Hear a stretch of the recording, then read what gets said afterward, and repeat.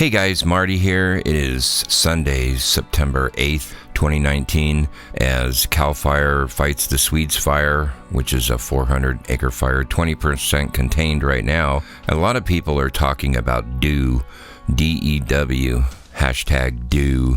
And I'm not talking about Mountain Dew either here. We're talking about a directed energy weapon. And I can't stop, getting emails from people about this. Not that I want to, but still, it's just kind of odd that, this stuff happens. The fire's under investigation. They don't really know why it started, but, they'll come up with some answer. It doesn't mean it's going to be the truth. And we've learned that the truth is pretty few and far between nowadays. So, who can you really trust and who can you really believe? But there is a lot of information about directed energy weapons and DEW, and I wanted to share some of that with you this morning because I think that you'll find it very interesting. A lot of people don't know about this, and it's of course once again everything's just a big conspiracy and blah blah blah. There's nothing going on here, and we heard that with the Oroville Dam, and everybody knew that was a bunch of crap. So anyway, I want you to watch some of these videos with me and check this out, and let me know what you think, and be sure to leave a comment. Good or bad, I really don't care. You say what you want. That's what happens, So anyway. Lasers sound like the stuff of science fiction, right? Sound completely unbelievable. How could our military possibly be using those in future warfare? Guess what? We've just had a recent breakthrough, more great test results that are making lasers a reality. So it's called Athena. Lockheed Martin makes it, and they've been doing a lot of the pioneering in this laser field. Now, what's really exciting about it is that it's so hard to harness that much power and make it compact enough that it's actually going to make practical sense downrange. And they've proven that they can do that. Recently, they tested it against 5 moving drones, so realistic drones that they might go up against with, enemy forces might send against us, for example, or terrorists might send against us. And it successfully shot down all 5 of the drones. This is huge news because it means that in a realistic, practical setting, it's looking very promising. So it could be ready to field quite soon. So when you see the movies or you look at comic books or television shows, when you see laser weapons, they tend to be a color, right? Red or green or something like that. Real lasers, one of the key advantages that they provide is that they are invisible. You actually can't see them. You just see this damage suddenly starting to blow something up. So if we take a look now at what the Athena did to a truck. So we're looking at a truck engine, and the Athena within seconds was able to beam right in there, heat the whole thing up, and burn through the engine of this vehicle. So if you can imagine if you were in that vehicle, all of a sudden, this hole would start appearing in your engine, and the whole thing would just disappear. That's what these lasers do. Now, there's some other key advantages that we should mention. Let me give you 3 of them. 1, unlimited ammo. As long as we have power, we have an unlimited magazine. And downrange, of course, having unlimited ammo can be a huge advantage. Second, it's silent. You don't give the enemy any advance warning that it's coming. And then the third one I wanted to touch on is that it travels at the speed of light. So not only are we delivering powerful, decisive effects, lethality, we're also doing it so rapidly they don't know what hit them. So if you could circle back to that example of being in the car again, that would happen so instantaneously, within seconds, you truly would have no idea what was happening. It would just suddenly start disintegrating, right? So what can we use these against? So we talked about the vehicle a bit. We talked about how Athena has just proven itself against drones. But in the real world application, our forces could use it against the drones. We could use it against aircraft. We could use it against vehicles on the ground, like we mentioned. We could also use it against fast attack boats. And in fact, Athena's sibling, Adam, a couple years ago proved that it could eliminate these fast attack boats. So if you imagine boats start trying to swarm one of our ships, not a problem for this laser. Burns right through the hull. As you can see right there, it's burning right through the hull. I'm incredibly excited about this news, this great news about the successful testing of Athena, because it means that we'll be putting these powerful weapons soon. We could put them in the hands of our warfighters and give them even more powerful weaponry to keep themselves safe and also to deliver the effects that we need. They can be used, laser weapons can be used offensively and of course defensively too, to help protect our homeland. Think of our airports that might be under threat from enemy drones. They could be used to protect we could use them statically and used to protect our airports. They could be used to protect our power grid, our nuclear plants. So there's lots of different exciting applications for this technology. It is no longer science fiction, but science fact. So one of my friend's mother's home in Paradise was burnt to the ground, but the wood pile with 3 cords of wood was literally standing unburned right next to the house. And there was just such weird stuff behind all of that. None of it looked right to me. And if you look at these videos, you can see clearly that this is definitely a pinpointed energy source that's causing this. Whether it's somebody with a high-powered mirror going around, starting fires, it's definitely a focused beam from what I can tell. So the recent California fires are very strange and suspect, to say the least. We have specific areas being burned, like energy was being directed at certain things. In drone footage of the aftermath, we see houses completely obliterated and turned to ash while the surrounding landscapes and trees are totally fine. Here is a clip courtesy of Serbian Conspiracy. I'll put a link in the description. You'll notice here that stores and restaurants are wiped out while other things are still in perfect shape.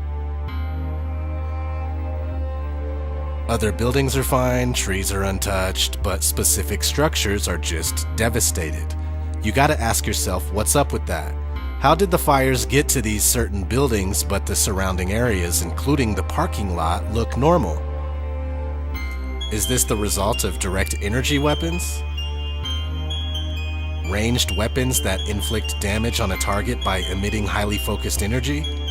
The answer is most likely yes, but most people believe that these kind of weapons are just science fiction, due to movies like Austin Powers, for instance. Ladies and gentlemen, we're about to begin phase 2 of our evil project. Or is it phase 3? I don't know phases.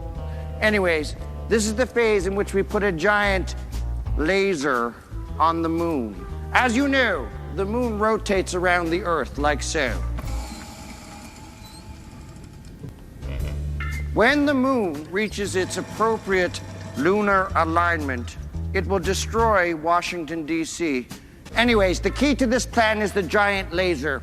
But in reality, these direct energy weapons are admitted to be real and are documented.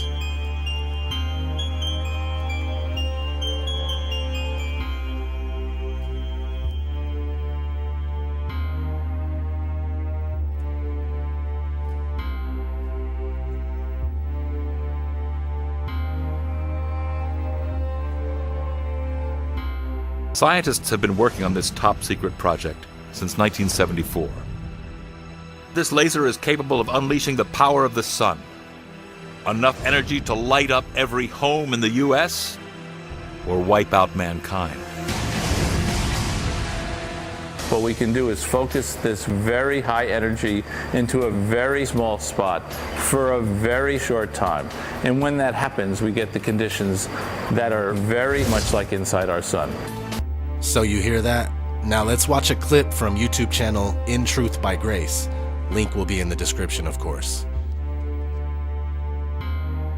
This is not a carbon fire. This is the only fire in the whole wide world that's considered a forest fire where the forest did not burn. The forest didn't burn here. All the glass melted. All the structural materials that used to be a house have disappeared. They have disappeared. You have a couple of bent poles here, a couple of poles that are bent, but you have absolutely no materials. The houses have not fallen. The houses have disappeared. The materials of these contents of these houses are gone. Let's listen to what they have to say here. She's going to talk a little bit about it. Well, first, let's go here. I want to show you where these fires are, because if you're like me, you didn't know that there were 14 separate fires. How did 14 separate fires start over such a wide area? You guys, this isn't normal. This is not how it works. These homes didn't fall. These homes didn't burn. These homes disappeared. There's nothing left. There's not even a toilet bowl or a bathtub. This is one of the cars or trucks or something that was in this fire, and you'll notice that the glass here, which has a melting point of between 2,600 and 3,000 degrees Fahrenheit, okay? We're talking forge, foundry, furnace temperatures to melt this glass. Glass does not melt on its own, guys. Open air fires do not create this kind of complete combustion of the materials, all right? How do they create a laser with such devastating force?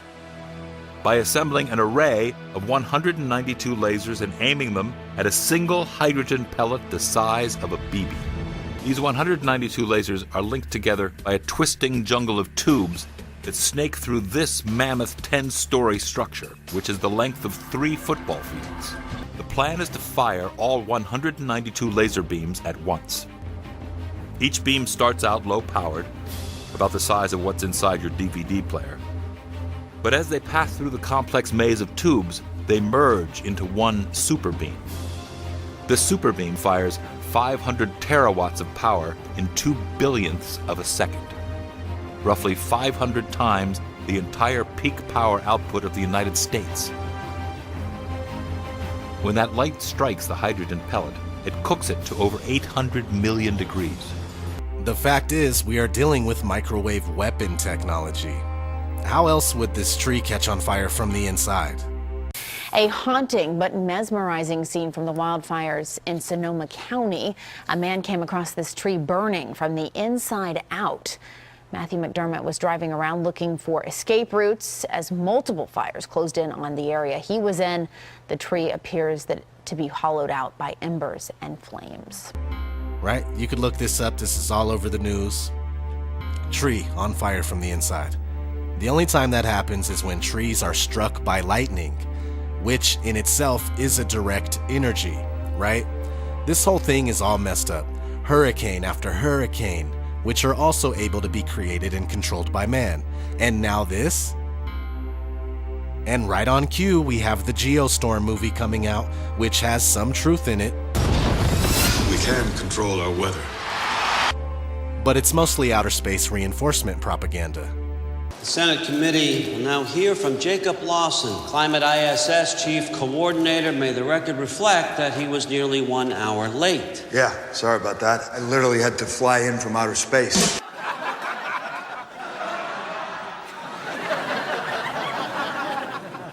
Are all these things a distraction from the Vegas incident? Probably. These days, everything seems to be a distraction from something else. So anyway, leave me a comment. Tell me what you think about directed energy weapons or do. Tell me if you think this is real. Is this really happening? And of course, the next question is there anything that we can do to stop it? It all sounds so futuristic and so crazy, but the truth is we are living in the future and that's what it is. So anyway, I'll be reporting more on what's going on in and around Oroville here during the week. So you guys have a great weekend and God bless all of you.